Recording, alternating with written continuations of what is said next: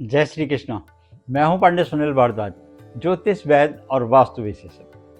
आज हम बात करेंगे पुनर्वसु नक्षत्र। पुनर्वसु नक्षत्र में जन्म लेने वाले व्यक्तियों को कौन कौन से रोगों के होने की संभावना होती है और क्या कष्ट आ सकता है उनको और क्या है उसका निवारण। और आपको बाद में बताएंगे पुनर्वसु नक्षत्र वालों को ऐसा कौन सा एक सटीक उपाय है जिसके करने से उनको रोगों में बहुत सहायता होगी कि रोग निवारण कैसे हो। तो सबसे पहले तो हम ये समझ लेते हैं कि पुनर्वसु नक्षत्र ये कौन सी राशि के अंतर्गत आता है। देखिए, इसके प्रथम जो 3 चरण हैं वो मिथुन राशि, जिसके राशि स्वामी बुध होंगे, जबकि नक्षत्र स्वामी जो है पुनर्वसु के वो शुक्र ही रहते हैं। और एक जो अंतिम चरण की चौथे चरण की राशि होती है वो कर्क राशि के अंतर्गत आता है, इसके राशि स्वामी चंद्रमा हो। अब यहां पर स्पष्ट है कि चंद्रमा के और शुक्र के इनके हिसाब से जब हम देखते हैं तो रोग भी उसी हिसाब से देते हैं। अब सबसे पहले तो ये समझ लो कि इन नक्षत्र वालों को, जो पुनर्वसु नक्षत्र के लोग होते हैं, अगर आपके घर में किसी का जन्म है, बालक बालिका या परिवार में किसी का भी, तो उनको किस बात के लिए सावधान रहना चाहिए और कौन कौन से रोगों की संभावना उनकी होती है। मूल रूप से पुनर्वसु नक्षत्र जो है, इसमें चंद्रमा के कारण कफ प्रधान बहुत ज्यादा होगा। अक्सर आपको नाक का जो आपका क्षेत्र है, क्योंकि ये नक्षत्र जो है नाक के अंदर जो हमारी नॉस्ट्रिल्स होते हैं इस पे रहता है, इस अंग को सबसे ज्यादा प्रभावित करता है। अब यहां से हम श्वास लेते हैं, हमारी एक सूर्य नाड़ी होती है और एक चंद्र नाड़ी, जिसको एक एड़ा और पिंगला भी बोलते हैं। अच्छा, इसकी एक बात और समझने की मूल रूप से यह है कि 1 मिनट में व्यक्ति की 12 या 13 श्वास चलती है। कभी हमारी चंद्र नाड़ी सक्रिय हो जाती है, कभी हमारी सूर्य नाड़ी सक्रिय हो जाती है। और एक स्थिति इसकी ऐसी होती है कि जिसमें दोनों नासापुट एक साथ चलते हैं, जिसको हम सुषुम्ना नाड़ी के नाम से जानते हैं आयुर्वेद में, जो सबसे उत्तम मानी गई है। अगर पुनर्वसु नक्षत्र वाले कोई बात सोचते हैं, करते हैं, तो उनकी बात तभी सत्य होती है जब उनकी सुषुम्ना नाड़ी चल रही हो। और सुषुम्ना नाड़ी यानी कि जब चल रही है, जब दोनों नासापुट चल रहे हैं, तो वो जो काम करेंगे, जिस काम में, जिस क्षेत्र में, जिस लगन से करेंगे, तो वो समझ लो कि कामयाब बहुत ज्यादा, सफलता उनको उनके चरण छूएगी, इतने सक्सेस होते हैं, क्योंकि बहुत ज़्यादा इंटेलिजेंट होते हैं।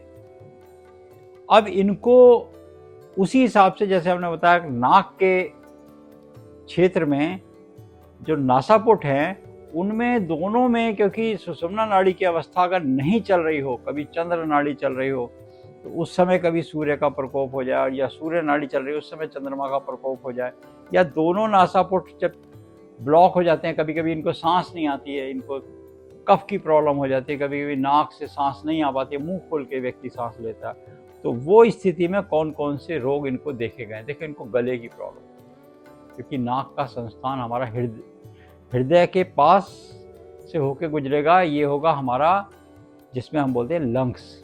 और लंग्स में हमारे को जब सांस नहीं आएगी तो हमारी नासापुट जो होगी, उस नाक का क्षेत्र, उसको प्रभावित करता है। अब यहाँ पर एक बात और है कि अगर इनको ये रोग आया है तो ये रोग आने का कारण क्या है। बिल्कुल स्पष्ट है, चंद्रमा से हमें मिलती है शीतलता। और यही बात करते हैं कि बुध जब होता है, वैसे तो शास्त्रों में जो है बुध को चंद्रमा का पुत्र माना गया है, वो बुध की जो उत्पत्ति हुई वो चंद्रमा से हुई हुई है। और वहीं हम बात करेंगे कि हमारे अगर पुनर्वसु नक्षत्र के लोगों को हमने देखा है, उन जातकों को अक्सर ENT की प्रॉब्लम रही है। वो नाक में या तो दवाई डालते रहते हैं, या नाक नॉस्ट्रिल्स बंद रहती है, नाक खोलने का प्रयत्न करते रहते हैं, क्योंकि ये अक्सर उनको समस्या बनी रहती है। अब इसके लिए बहुत सारी दवाइयाँ, औषधियाँ आयुर्वेद में भी जिक्र किया गया है, मगर इनको करना क्या है। सबसे पहले तो इनको मौसम के हिसाब से तब्दीली करने से बचना होगा। सर्द में गर्म और गर्म में सर्द से बचना होगा। बहुत ज़्यादा टेम्परेचर का वेरिएशन जहाँ होगा वहाँ जाने से इनको बचना होगा, क्योंकि ये जहाँ पे ये हाई टेम्परेचर से लो में जाएंगे, लो से एकदम हाई में जाएंगे, इनको नाक चलने लगेगी, नोस्ट्रिल्स इनकी प्रॉब्लम करेगी, इनको जुकाम छींकें ये आना शुरू हो जाएगा। इससे इनको बचना चाहिए। थोड़ा टेम्परेचर नॉर्मल लाएं। नॉर्मल खाने में भी इनको यही बताया गया है। इनको कौन सा भोजन खाना चाहिए, ना बहुत ज़्यादा गर्म हो ना बहुत ज़्यादा ठंडा हो। सोने के लिए भी ऐसा ही कहा गया है इनके लिए। बहुत ज़्यादा ऊंचे पे नहीं सोना चाहिए, बहुत ज़्यादा नीचे पे नहीं सोना चाहिए, मतलब इनको मिडिल में रखना चाहिए, अपने हिसाब से रखना चाहिए। क्योंकि दो नक्षत्र, एक नक्षत्र के जो हम बात कर रहे हैं, नक्षत्र स्वामी तो शुक्र ही हैं, मगर राशि स्वामी मिथुन और कर्क दोनों के अलग अलग हैं। अब आपने जो मुख्य उपाय है इसका वो क्या करना है।